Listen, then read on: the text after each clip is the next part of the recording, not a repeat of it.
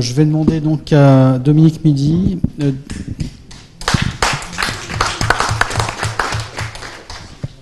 Je vais demander à Dominique Midi de nous parler des infections des prothèses aortiques, évaluation de la mortalité, morbidité, impact de la prise en charge multidisciplinaire.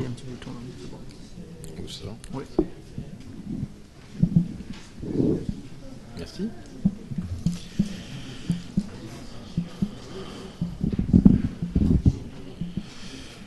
Les infections des prothèses aortiques, c'est un problème majeur de la chirurgie vasculaire et du remplacement et de ses pontages.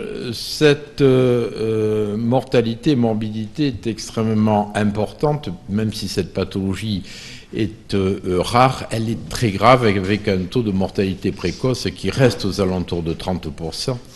Un taux d'amputation également important, un taux de mortalité à 5 ans qui est de 50%. Un patient sur 2 à 5 ans meurt de son infection d'une prothèse aortique. On va traiter aujourd'hui de l'infection des prothèses aortiques.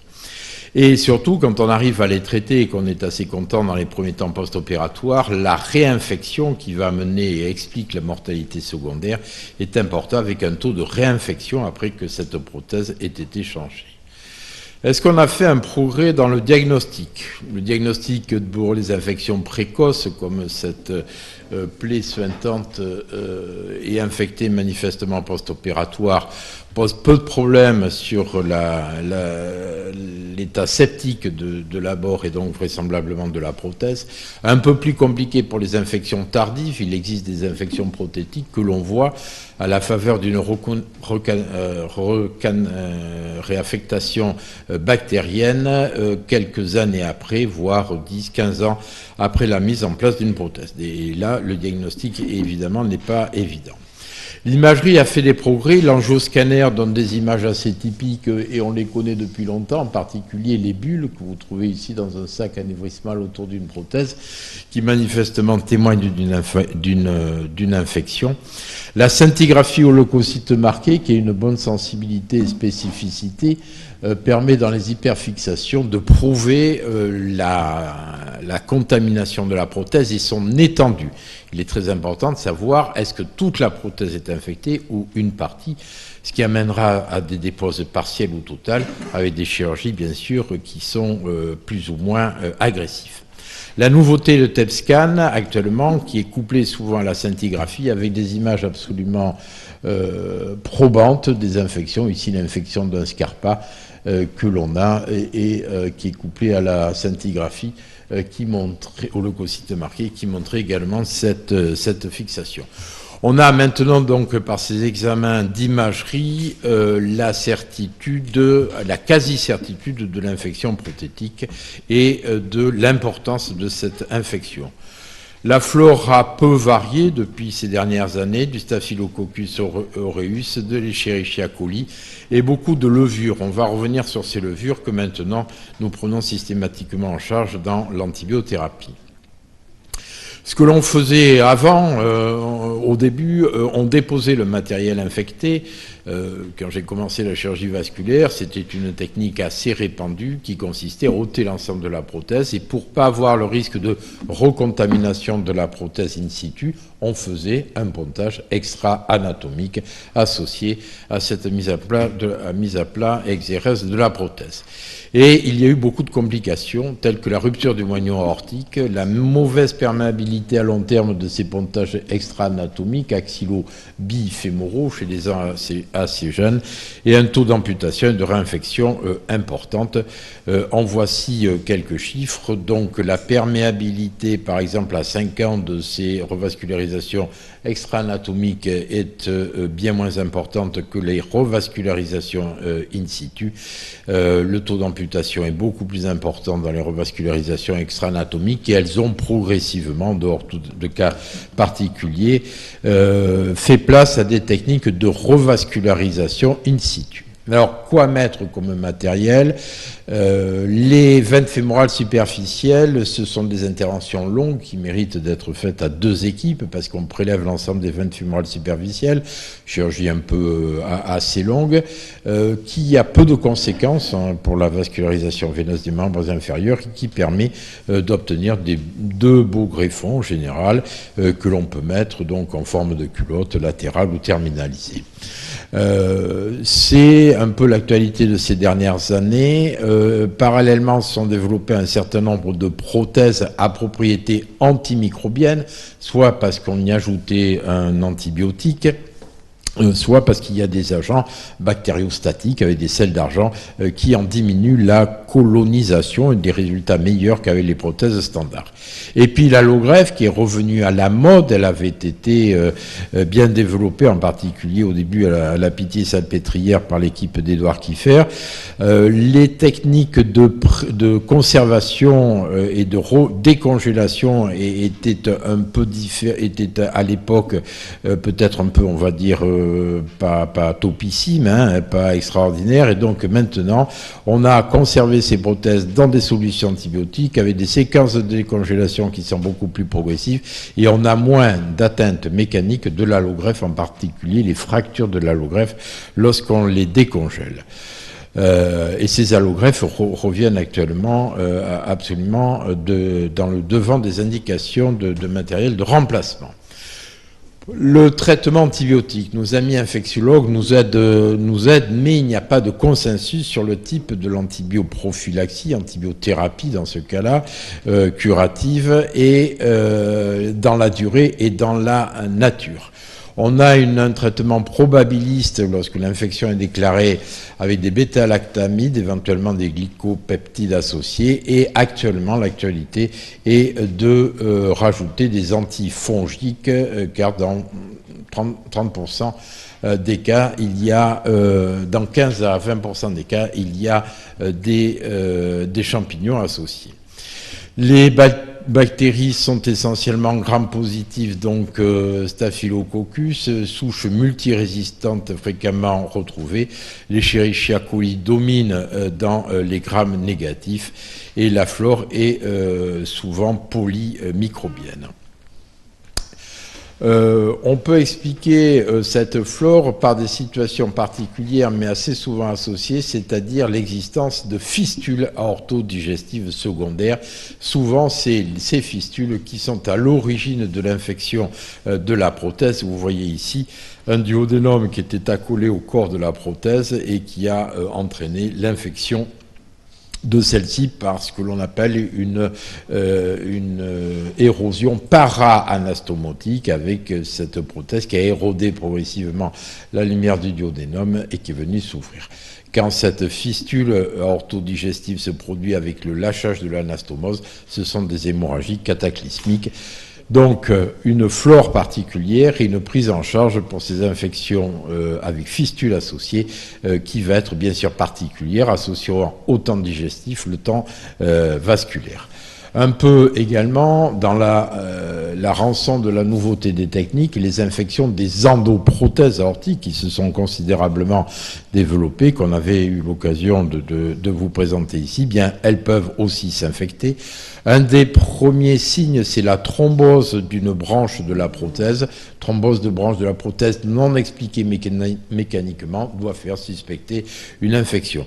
Cette infection, sur ce premier cliché, était probable, et le deuxième, elle était à peu près certaine, puisqu'on voit ici des bulles apparaître, et ceci nécessite doter l'endoprothèse avec des soucis techniques que vous imaginez, en particulier si l'endoprothèse a eu un ancrage pararénal où il faut aller disséquer donc assez. L'étude que nous vous proposons d'analyser est une étude que nous avons réalisée dans le service à Bordeaux, comparative avec les pratiques que l'on faisait avant et les pratiques que l'on fait maintenant, avec 2 périodes jusqu'en 2011 et depuis 2011. Nous avons évolué dans notre stratégie avec les résultats que je vais vous décrire. Qu'est-ce qui s'est passé à peu près à partir de la deuxième période de 2011, c'est que systématiquement, un chirurgien digestif est venu faire le temps digestif de réparation, car après des revascularisations qui durent des heures, si on prélève les veines fémorales, si on note la prothèse, si on remet un montage, ça dure 3, 4, 5 heures et le temps digestif qui est très important doit être fait par un chirurgien digestif un peu plus reposé que l'équipe de vasculaire qui commence à perdre un peu de concentration. Les techniques ont évolué dans les prélèvements bactériologiques. Nos collègues infectiologues nous ont parlé de la sonication. Alors la sonication, c'est un procédé par ultrasons qui permet d'ôter le biofilm de la prothèse infectée et d'avoir des meilleurs résultats bactériologiques, de ne pas abîmer la flore bactérienne et d'avoir un prélèvement beaucoup plus rapide. On gagne quelques jours et avec une flore peu altérée. On se réunit avec les médecins infectiologues, les anesthésistes, le chirurgien digestif, le chirurgien vasculaire pour établir la stratégie opératoire et les protocoles d'antibiothérapie. Les critères de jugement entre ces deux périodes étaient la mortalité précoce et dans les critères de jugement secondaire, le taux de réinfection qui explique la mortalité secondaire de ces patients quand on arrive à les sortir d'affaires. Alors, cette population est équilibrée, 31 pour la première période, 35 pour la deuxième période. On a également analysé si parallèlement on avait fait une dépose partielle ou totale de la prothèse et suivant la nature du substitut vasculaire, prothèse, veine fémorale superficielle ou allogreffe utilisée. Alors, dans ces périodes, en ce qui concerne le matériel utilisé, juste deux chiffres à retenir. Dans la première période, nous utilisions surtout des prothèses et 84% et peu d'allogreffes. Et dans la deuxième période, un peu moins de prothèses. Pas les mêmes, des prothèses bactériostatiques, les nouvelles qui viennent de se développer, et beaucoup d'allogreffes. Voilà, c'est sur notre histogramme cette présentation, donc en vert depuis 2011-2012, beaucoup plus d'allogreffes, des veines fémorales superficielles et de moins en moins de prothèses, même si celles-ci, je le répète, sont adaptées. Parallèlement, nous avons une attitude de plus en plus agressive avec un taux de dépose total de prothèses qui augmente en pourcentage nettement par rapport au début de notre expérience. On est beaucoup plus interventionnel et maximaliste sur l'ablation des prothèses. L'antibiothérapie se trouve maintenant dans cette deuxième période P2, ces dernières années, beaucoup plus adaptée, l'antibiothérapie probabiliste est beaucoup plus adaptée, 77% des patients, et les prélèvements fongiques positifs sont systématiquement traités par des antifongiques, alors qu'avant, on ne les traitait pas spécifiquement. En ce qui concerne les résultats donc, de ces deux populations, la mortalité, on n'a pas, vous le voyez, beaucoup fait mieux. Il n'y a pas d'amélioration de la mortalité en périopératoire à 30 jours ou intra-hospitalière, ça veut dire qu'il reste un peu plus que 30 jours en moyenne entre les différents services. On n'a pas tellement augmenté, amélioré ce pronostic. Par contre, dans ces deux périodes, nous avons effectué beaucoup plus de déposes totales et de chirurgies beaucoup plus agressives qui nous mettent un peu à l'abri de l'infection secondaire. Donc, avec une chirurgie nettement plus agressive, on n'a pas plus de mortalité et il faut voir ce résultat de manière assez encourageante.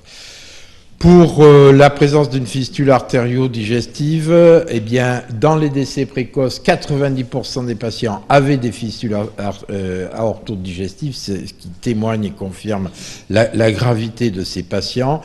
Et on est à peu près dans les mêmes techniques et dans les mêmes résultats de mortalité, même si on a fait une prise en charge tout à fait spécifique par un chirurgien digestif.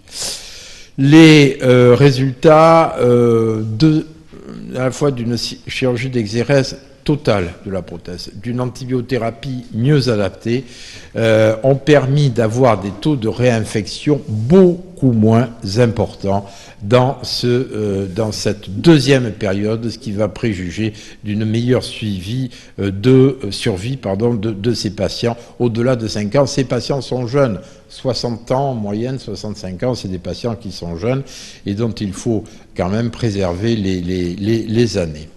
Le taux de réinfection, on le voit ici, je vous disais le bien que l'on pensait de la dépose totale, puisque ce taux de réinfection pour une dépose totale n'est que de 16%, alors qu'il est de 47% lorsqu'une partie de la prothèse avait été laissée en place.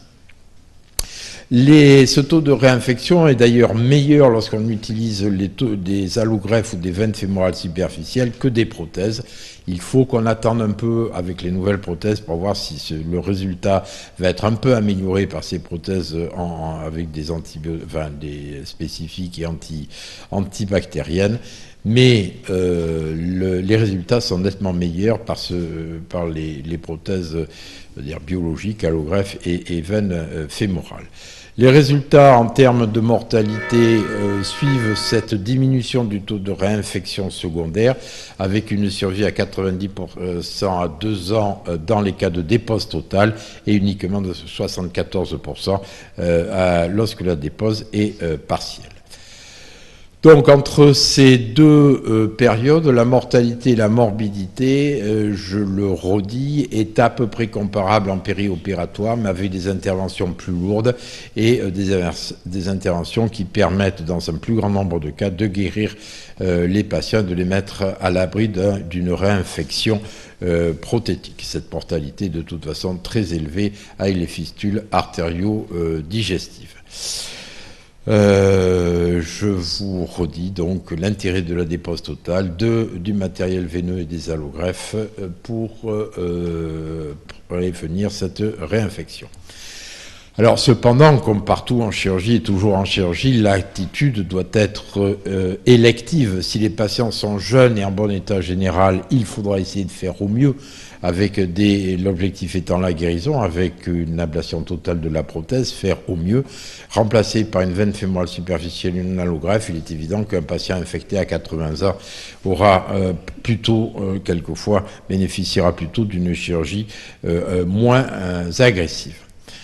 Donc voilà notre expérience. Donc nous allons continuer à être raisonnablement agressifs chez des patients qui peuvent le supporter, mais avec une chirurgie plus volontariste d'ablation de l'ensemble du matériel prothétique et avec des nouvelles complications qui arrivent comme chaque fois qu'on a des nouvelles techniques, les infections des endoprothèses qui posent des problèmes chirurgicaux un peu particuliers, mais la même problématique dans le taux de réinfection. Voilà, quelques mots. Merci Dominique. Je demande au professeur Rico de venir faire le commentaire.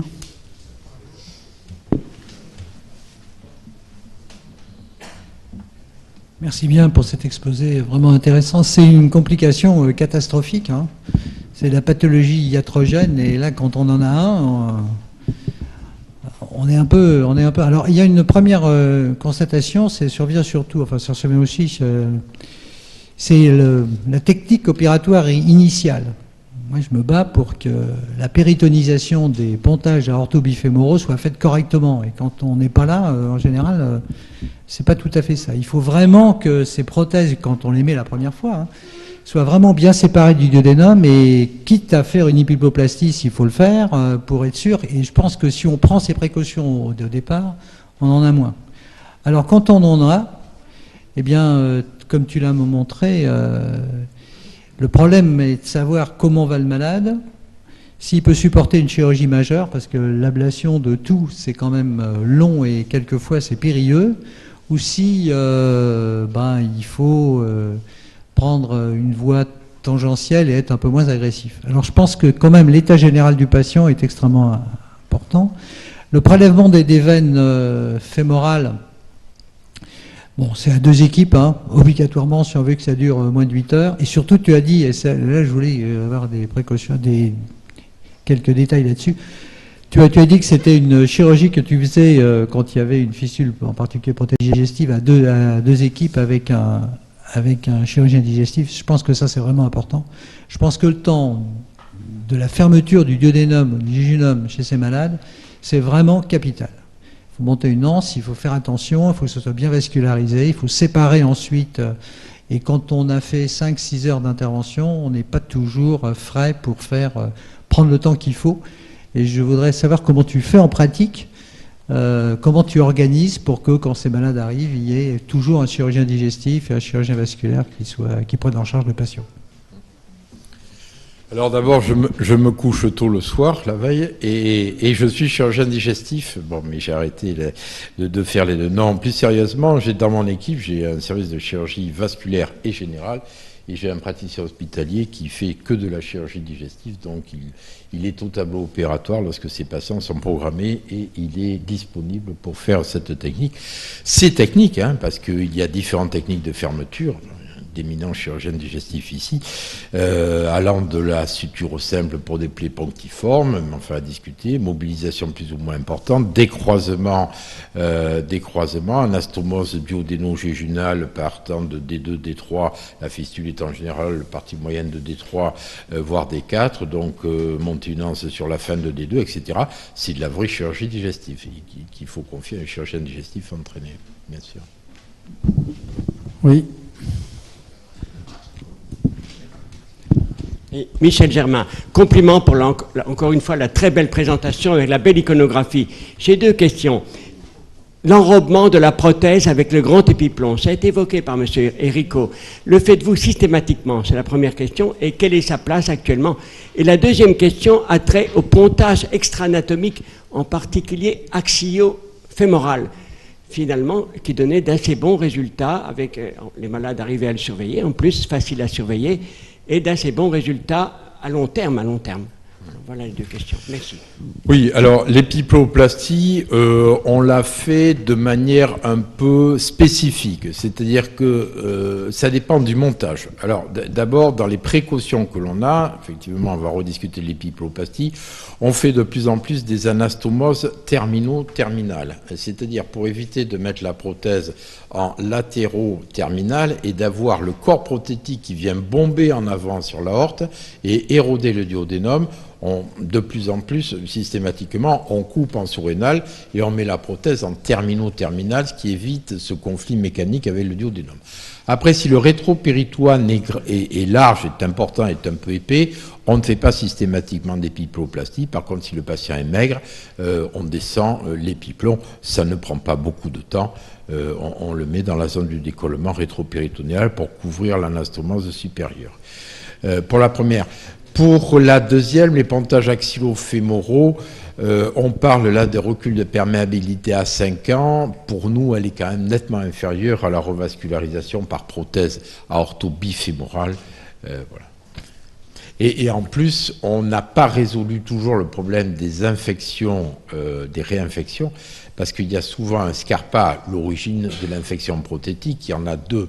C'est la fistule duodénale en haut et l'infection des scarpas, c'est les scarpas. Quand on prend des prothèses aorto-bifémorales, elles ont 2 fois plus ou 3 fois plus d'infections que les pontages aorto-iliaques. C'est donc que l'infection part souvent au niveau du carrefour fémoral, et quand on fait un axillo-fémoral, il faudrait le faire en bas, sur les fémorales superficielles plus loin, ou sur les fémorales profondes, et là, c'est du petit calibre, c'est des pontages qui partent de la sous-clavière pour aller sur une fémorale profonde. C'est des pontages longs avec des diamètres qui sont différents en haut et en bas. Ça n'a pas une très bonne perméabilité à long terme. Oui, merci. En complément, je voudrais dire que quand on avait fait les publications sur les allogreffes à la pièce salpêtrière, avec le professeur Kieffer, on avait montré que les malades qui avaient des pontages extra-anatomiques avec des sutures du moyon aortique, il y en avait un certain nombre, enfin il y avait une mortalité élevée par rupture du moyon aortique dans ce contexte septique, et que donc c'est une technique qui était plutôt à éviter. Est-ce qu'il y a d'autres questions? Oui, Philippe. Une dernière justement sur l'anastomose aortique proximale. Est-ce qu'il y a des précautions à prendre? Est-ce qu'il faut faire monter la suture beaucoup plus en amont de l'ancienne suture? Et est-ce qu'il y a des trucs techniques qu'il faudrait appliquer? Alors, quand on a la chance que la suture a été basse, oui, mais non, mais c'est ça. Et quand la première suture a été basse, on est ravi, comme de mettre des endoprothèses quand il y a des dilatations de notre suture. Et voilà. Mais si le patient a été bien opéré, que la suture est très haute, c'est compliqué, Voilà. Donc, on essaie de faire le plus haut possible sur des parois souvent fragiles, sur lesquelles on met des attelles de téflon pour pas que l'anastomose tienne. C'est une chirurgie compliquée. Oui. Pardon. À propos des fistules prothéto-digestives, il me semble qu'il y a deux conditions. Soit la prothèse a ulcéré le tube digestif, mais il n'y a pas de lâchage anastomotique. Dans ce cas-là, on a le temps d'intervenir correctement et de faire ce qu'il faut. Mais on a quelquefois des lâchages de suture aortique et une fistulisation dans le tube digestif. Et là, l'urgence est beaucoup plus importante, beaucoup plus extrême. Le saignement n'est pas toujours extrêmement important, mais c'est important de faire la différence entre ces deux tableaux cliniques, il me semble, entre ces deux formes anastomotiques. Qu'est-ce que tu en penses ? Exactement, il me semblait que je l'avais abordé dans ce sens. Et effectivement, c'est pas du tout la même chose. Celles qui sont para-anastomotiques, qui sont mécaniques sur le corps, ont fait l'objet d'attitudes conservatrices de certains, en disant c'est un problème mécanique entre le corps de la prothèse qui a érodé le duodénum, on ferme le duodénum, on laisse la prothèse en place, le reste de la prothèse étant complètement cicatrisé, l'anastomose, comme tu le dis en haut, n'étant pas en cause, on nettoie, on met de l'épiplomb, on laisse la prothèse et on ferme très bien le duodénum. Et ça a apporté dans certains cas de très bons résultats pour éviter une chirurgie trop importante. Par contre, l'autre, c'est la catastrophe vasculaire, la rupture d'une anastomose juste immédiatement sous-rénale dans le duodénum. C'est compliqué, comme on dit maintenant, c'est compliqué, quoi. Voilà, il faut clamper en sus-rénal, etc. C'est un peu compliqué. Très bien, merci beaucoup Dominique.